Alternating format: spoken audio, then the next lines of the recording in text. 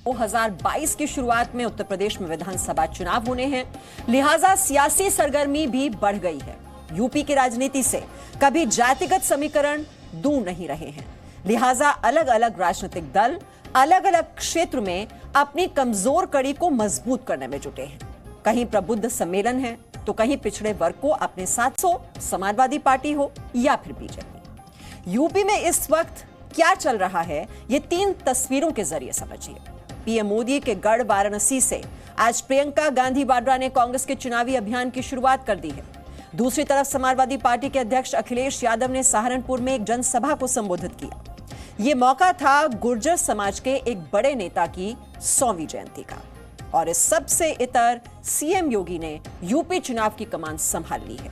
CM योगी पिछले 3 दिन से चुनावी समीक्षा बैठक कर रहे हैं, लेकिन इन सब के सियासी मायने क्या हैं, ये आपको विस्तार से बताते हैं रिपोर्ट में।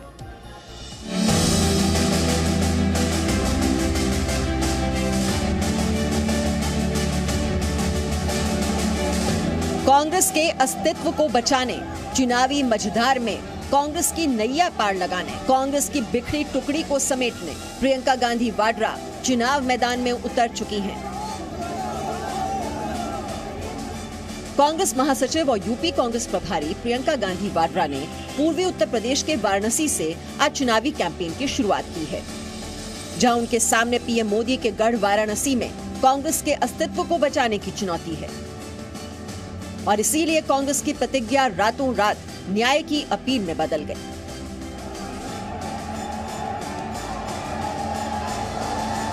ये 2 तस्वीरें यूपी में कांग्रेस के चुनावी आगाज की हैं, जिसका नेतृत्व वही प्रियंका गांधी वाड्रा कर रही हैं, जिसे कांग्रेस ने देवी दुर्गा की तरह दिखाया।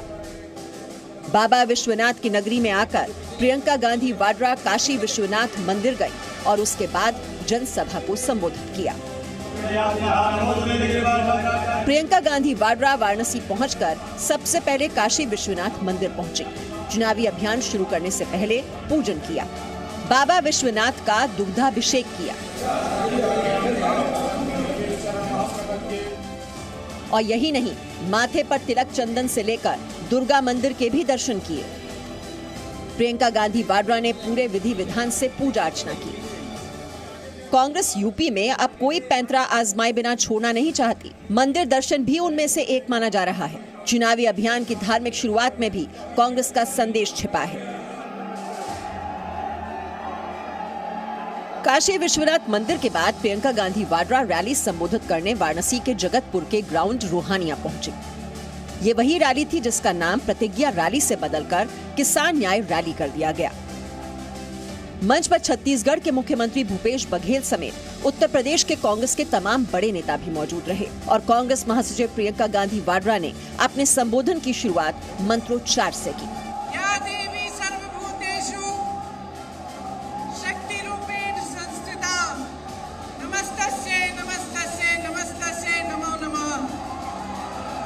इसके बाद शुरू हुए प्रियंका गांधी वाड्रा के योगी सरकार पर चुनावी हमले और सवाल। उन्होंने सरकार पर अपराधियों को बचाने का आरोप लगाया। 6 के 6 परिवार ये कहते हैं कि हमें पैसे नहीं चाहिए, हमें मुआवजा नहीं चाहिए, हमें न्याय चाहिए, लेकिन हमें न्याय दिलवाने वाला इस सरकार में हमें नहीं दिख रहा है। आपने देखा कि सरकार पूरी तरह से उस मंत्री और उस मंत्री के बेटे के बचत में लगी रही। पुलिस और प्रशासन विपक्ष के नेताओं को रोकने में लगी थी। पिछले कई महीनों से कांग्रेस ये प्लान करने में जुटी थी कि यूपी में प्रियंका का चुनावी कैंपेन कब और कैसे लॉन्च किया जाए। कांग्रेस किसी मुद्दे के तलाश में थी, और लखीमपुर खीरी की घटना के बाद कांग्रेस को वो मुद्दा मिल गया जिसके सहारे वो यूपी में प्रियंका गांधी वाड्रा की सियासी लॉन्चिंग कर सके। लखीमपुर हिंसा के बाद कांग्रेस ने किसानों के मुद्दे के मजबूत सियासी इस्तेमाल का क्षेत्र तैयार कर दिया है। ऐसे में कांग्रेस महासचिव लखीमपुर पर योगी सरकार को घेरने से कैसे बच सकती थी? जो प्रधानमंत्री लखनऊ आ सकते थे प्रदर्शन को देखने के लिए, उत्तर प्रदेश के प्रदर्शन को देखने के लिए, आजादी के प्रदर्शन को देखने के लिए, वो 2 घंटे की दूरी पर लखीमपुर खीरी नहीं जा सकते थे उन किसानों के हाथ पकड़ने के लिए, उनके आंसू पोंछने के लिए। कांग्रेस का दावा है कि इस रैली का असर पूरे उत्तर प्रदेश में दिखेगा। दरअसल यूपी में 2017 के विधानसभा चुनाव में कांग्रेस मात्र 7 विधानसभा सीटों पर ही जीत हासिल कर पाई है और 2019 के लोकसभा चुनाव में परंपरागत सीट अमेठी भी हार गई। यूपी में सिर्फ रायबरेली लोकसभा सीट पर ही कांग्रेस की जीत हुई और अब 2019 के चुनाव के बाद से ही एक एक कर कई बड़े नेता कांग्रेस का साथ छोड़कर जा रहे हैं। उत्तर प्रदेश में प्रियंका गांधी के सामने कई चुनौतियां हैं। सबसे पहली चुनौती यह है कि यूपी में कई बड़े कांग्रेसी नेता कांग्रेस छोड़कर बीजेपी और सपा की तरफ जा रहे हैं, तो वहीं दूसरी तरफ कांग्रेस के पास कोई मूल वोट बैंक यूपी में नहीं है। कभी दलित, मुस्लिम और ब्राह्मण का गठजोड़ करने वाली कांग्रेस के पास आज एक भी जात का बल्क वोट उनके पास नहीं है। यही कारण है कि प्रियंका गांधी के सामने सबसे बड़ी चुनौती यह है कि वो अपनी पार्टी को यूपी में कैसे बचाए रखें और इसीलिए प्रियंका गांधी उत्तर प्रदेश के वाराणसी से किसान न्याय रैली जरूर निकाल रही हैं, लेकिन इसका कितना फायदा उन्हें पहुंचेगा ये चुनाव के नतीजे ही बताएंगे। ऐसे में प्रियंका गांधी वाराणसी से सियासी रैली जरूर कर रही हैं, लेकिन उनके सामने सबसे बड़ी चुनौती यही है कि यूपी में कांग्रेस के अस्तित्व को कैसे बचाएं, क्योंकि अभी कई और बड़े नेता कांग्रेस छोड़कर बीजेपी और सपा में जाने की कोशिश में लगे हुए हैं। कांग्रेस के पास यूपी में अपना कोई बेस वोट बैंक भी नहीं बचा है। अब देखना ये होगा कि उत्तर प्रदेश में प्रियंका गांधी वाड्रा कांग्रेस के विधायकों की संख्या बढ़ा पाएंगी या नहीं। लखनऊ से विशाल पांडे के साथ ब्यूरो रिपोर्ट, जी मीडिया। चुनाव नजदीक हैं और विपक्ष सक्रिय हो गया है। उत्तर प्रदेश में विपक्षी पार्टियां ऐसा कोई मौका नहीं छोड़ना चाहती जो सत्ताधारी पार्टी को 2022 की पॉलिटिकल रेस में कमजोर करे और इसीलिए यूपी के पूर्वी क्षेत्र से पश्चिम तक सभी राजनीतिक दल पूरा जोर लगा रहे हैं। समाजवादी पार्टी के अध्यक्ष अखिलेश यादव आज सहारनपुर में गुर्जर समाज के बड़े नेता की जयंती कार्यक्रम में शामिल हुए, लेकिन इसके पीछे की चुनावी रणनीति क्या है वो आपको बताते हैं।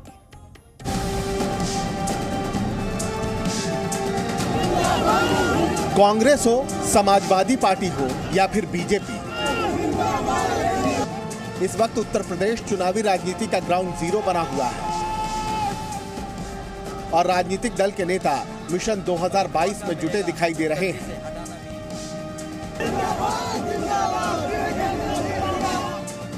विपक्ष योगी सरकार को घेरने और आगामी विधानसभा चुनाव में यूपी बीजेपी को कमजोर करने का कोई मौका नहीं छोड़ना चाहता, जिसकी तस्वीर पूर्वी उत्तर प्रदेश से लेकर पश्चिमी उत्तर प्रदेश तक दिखाई दे रही है।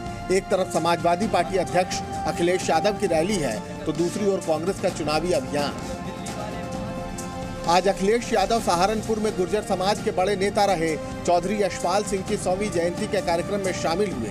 इस मौके पर अखिलेश यादव ने चुनावी जनसभा को संबोधित किया और बीजेपी सरकार पर निशाना साधा। हमने सुना है कि बड़े मुख्यमंत्री हट रहे हैं, बगल में आपके बगल में तीसरे मुख्यमंत्री आ गए हैं, तीसरे मुख्यमंत्री हैं बगल में। उत्तराखंड पीछे होगा ना। अगर यूपी से घुसे हैं बीजेपी के लोग तो यूपी से ही निकाले जाएंगे। समाजवादी पार्टी अध्यक्ष ने अपनी जनसभा में सरकार पर रोजगार को लेकर भी सवाल उठाए कि जिस तरह की सरकार चल रही है उद्योगपतियों के सारे पर, हमारे नौजवानों को कोई मौका नहीं मिल रहा है। हमारे नौजवान जिनमें काबिलियत है, जो मेहनत कर सकते हैं, जो संघर्ष कर सकते हैं, जो दिन रात पढ़ सकते हैं, उनको कोई मौका नहीं मिल रहा है। सहारनपुर को पश्चिमी यूपी का गेटवे भी कहा जाता है। चौधरी यशपाल सिंह के बेटे रुद्रसेन सिंह और इंद्रसेन सिंह भी समाजवादी पार्टी के नेता हैं। गुर्जर चेहरे के तौर पर इंद्रसेन सिंह को समाजवादी पार्टी इस बार चुनावी टिकट भी दे सकती है। अखिलेश यादव के पश्चिमी उत्तर प्रदेश में रैली करने के पीछे कुछ सियासी मायने भी हैं। वो क्या है, आपको ये भी बताते हैं। पश्चिमी यूपी में गुर्जर मतदाता कई सीटों पर अच्छी खासी संख्या में हैं और यहाँ यूपी में समाजवादी पार्टी और राष्ट्रीय लोकदल का गठबंधन भी है। आरएलडी से गठबंधन के जरिए जाट वोट बैंक को साथ लाने की कवायद है। अखिलेश यादव गुर्जर समुदाय के बड़े नेता की जयंती के सहारे पश्चिमी यूपी में गुर्जरों को भी अपने साथ जोड़ने की कोशिश में है। पश्चिमी यूपी में लगभग 2% जाट मतदाता हैं और कई सीटों पर मुस्लिम मतदाताओं की संख्या बहुत ज्यादा है। पूरे यूपी में लगभग 1% के आसपास गुर्जर मतदाता हैं, जो कि पश्चिमी यूपी में भी प्रभावशाली हैं और पश्चिमी यूपी के कुछ जिलों में गुर्जर मतदाता हार जीत तय करते हैं, जिनमें गौतम बुद्ध नगर, गाजियाबाद, सहारनपुर, शामली, कैराना, अमरोहा और मेरठ हैं। यानी इस बार 2022 के विधानसभा चुनाव में समाजवादी पार्टी पश्चिमी यूपी में नए समीकरण बनाना चाहती है, लेकिन बीजेपी अखिलेश यादव के नए समीकरण वाली रणनीति को सपने देखने जैसा बता रही है। स्वप्न लोक में भ्रमण करने वालों की संख्या लगातार बढ़ रही है और जिन लोगों ने समाज में अवसर रहते हुए काम नहीं किया है, आज उनको अपने काम ना करने का दुख प्रकट करने के स्थान पर जो काम करने वाली सरकार है उसको दुष्प्रचारित करने में उनका समय ज़्यादा लग रहा है। पश्चिमी यूपी में 6 मंडल हैं, जिनमें अगर आप 2017 के चुनावी नतीजे देखें तो पश्चिमी यूपी में कुल 136 विधानसभा सीटों में से बीजेपी को 109 सीटें हासिल हुई थी, जबकि समाजवादी पार्टी को 21, बीएसपी के खाते में 3, कांग्रेस को 2 और आरएलडी को 1 सीट पर जीत मिली थी। सीटों के इसी समीकरण को बदलने के लिए अखिलेश यादव इन दिनों समाजवादी पार्टी की कमजोर सीटों पर मजबूत पकड़ बनाने में जुटे हैं। जैसे जैसे यूपी के चुनाव नजदीक आ रहे हैं, अखिलेश यादव के चुनावी दौरे काफी बढ़ गए हैं। अखिलेश यादव आज सहारनपुर में थे। दरअसल अखिलेश यादव पिछले कुछ दिनों से ऐसी सीटों पर काम कर रहे हैं जिस पर 2017 में सपा को कामयाबी नहीं मिल पाई थी। खासतौर पर पश्चिमी यूपी में जाट, गुर्जर और मुस्लिम सामाजिक समीकरण पर अखिलेश यादव इन दिनों फोकस कर रहे हैं, क्योंकि पश्चिमी यूपी में अखिलेश और जयंत का गठबंधन है और अखिलेश को शायद ऐसा लगता है कि अगर गुर्जर समुदाय उनके साथ आ गया तो पश्चिमी यूपी में यह गठबंधन कुछ कमाल दिखा पाएगा। अब देखना यह होगा कि अखिलेश का यह प्लान कितना कामयाब होता है। कैमरामैन एस जयदीप के साथ विशाल पांडे, जी मीडिया, लखनऊ। और 2022 की चुनावी तैयारी में बीजेपी भी पूरी तरह से जुट गई है। आगामी विधानसभा चुनाव की कमान सीएम योगी आदित्यनाथ ने संभाल ली है और वो लगातार समीक्षा बैठक कर रहे हैं। नई चुनौतियों के साथ नई रणनीति बनाई जा रही है। दिसंबर तक बीजेपी ने यूपी में 1.5 करोड़ नए सदस्य बनाने का लक्ष्य रखा है। कहते हैं देश की कुर्सी का रास्ता यूपी की तंग गलियों से होकर जाता है। जिसने यूपी जीत लिया, समझो देश का समीकरण तय कर लिया। उसी यूपी में विधानसभा चुनाव नजदीक आ रहे हैं। ऐसे में हर पार्टी 2022 के चुनावों के लिए अपनी जमीन मजबूत करने में लगी हुई है।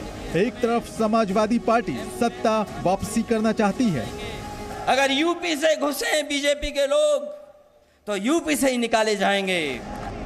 तो वहीं कांग्रेस भी अपनी डूबती राजनीतिक नाव को बचाना चाहती है। ये देश भाजपा के पदाधिकारियों, उनके मंत्रियों, उनके प्रधानमंत्रियों की जागीर नहीं है। लेकिन ये इतना आसान नहीं है। विपक्ष की सियासी प्लानिंग के लिए यूपी की योगी सरकार भी राजनीतिक चक्रव्यूह पर मंथन कर रही है। उत्तर प्रदेश के मुख्यमंत्री योगी आदित्यनाथ पिछले 2 दिनों से विधानसभा चुनाव की समीक्षा बैठक कर रहे हैं। यूपी बीजेपी अध्यक्ष स्वतंत्र देव सिंह के साथ यूपी के कई जिलों का दौरा करने के बाद अब योगी आदित्यनाथ लखनऊ में क्षेत्रवार समीक्षा बैठक कर रहे हैं। 8 अक्टूबर को योगी आदित्यनाथ ने अवध क्षेत्र के बीजेपी विधायक और सांसदों के साथ अपने आवास पर बैठक की थी। 9 अक्टूबर को ब्रज और कानपुर क्षेत्र के बीजेपी विधायकों और सांसदों के साथ बैठक की। 10 अक्टूबर को योगी आदित्यनाथ ने गोरखपुर और काशी क्षेत्र के विधायक और सांसदों के साथ बैठक की। इस बैठक में जिलों के अध्यक्ष और जिला प्रभारियों को भी बुलाया गया। यूपी सीएम के साथ साथ यूपी बीजेपी अध्यक्ष स्वतंत्र देव सिंह और यूपी बीजेपी संगठन के महामंत्री सुनील बंसल भी मौजूद रहे। सूत्रों के मुताबिक इस बैठक में 2022 की चुनावी रणनीति पर चर्चा हुई। विधायकों को चुनावी तैयारियों में जुट जाने के लिए कह दिया गया। संगठन से जमीनी रिपोर्ट ली गई कि ग्राउंड जीरो पर पार्टी की अभी स्थिति क्या है। यूपी सीएम ने केंद्र और राज्य सरकार की योजनाओं के बारे में भी फीडबैक लिया। साथ ही दिसंबर तक बीजेपी यूपी में 1.5 करोड़ नए सदस्य बनाने का लक्ष्य भी रखा है। और इस वक्त की बड़ी खबर आपको दे दें, उत्तर प्रदेश बीजेपी के प्रदेश अध्यक्ष स्वतंत्र देव सिंह ने पार्टी कार्यकर्ताओं को नसीहत दी है। उन्होंने कहा है कि नेतागिरी का मतलब लूटने नहीं आए हैं और फॉर्च्यूनर से किसी को कुचलने नहीं आए हैं। स्वतंत्र देव सिंह बीजेपी के अल्पसंख्यक मोर्चा की प्रदेश कार्य समिति की बैठक को संबोधित कर रहे हैं। नेता का मतलब भ्रष्टाचार नहीं है, तो नेतागिरी का मतलब लूटने नहीं आए हैं, फॉर्च्यूनर से किसी को कुचलने नहीं आए हैं। वोट मिलेगा आपके व्यवहार से मिलेगा, लेकिन मोहल्ले वालों को मोहल्ले में प्रसन्न होना चाहिए।